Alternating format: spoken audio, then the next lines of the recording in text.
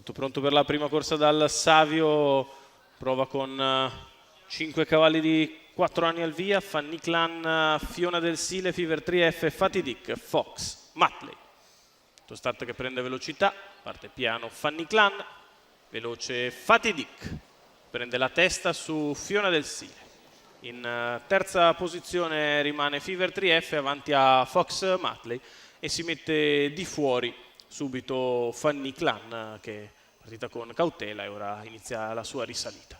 Intanto Fatidic prosegue nel percorso d'avanguardia, completa il primo ottavo di miglio in 15,4 e va sulla retta opposta alle tribune in vantaggio. Fiona del Sile seconda in corda, arriva con decisione Fanny Clan al largo che dà una puntata per provare ad andare a sfondare su Fatidic, 400 metri passati in 37 e passa a condurre Fanny Clan, che ottiene il via libera da Fatidic, che rimane seconda così avanti a Fiona del Sile e quindi Fever 3F e Fox Matley.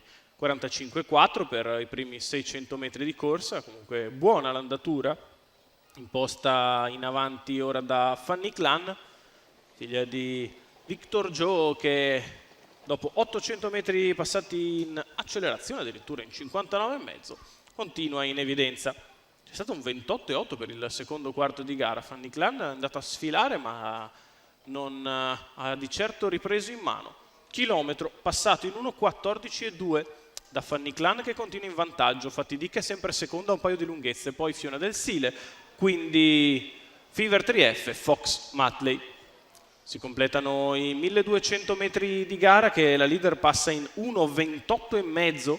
14,3 ancora la retta di là, Fanny Clan in evidenza su Fatidic che è seconda, Fiona del Sile, Fever 3F e Fox Matley, tutti sempre incolonnati all'ingresso dell'addirittura d'arrivo, con Fanny Clan che vi entra in evidenza su Fatidic, poi Fever 3F che prova a saltare Fiona del Sile e ci riesce. Nel finale Fanny Clan viene a vincere nettamente su Fatidic, che è altrettanto netta seconda. Al terzo Fever 3F 29,8 ancora ad arrivare, 1,58,3, 1,14,2 il ragguaglio cronometrico per la vittoria di Fanny Clan.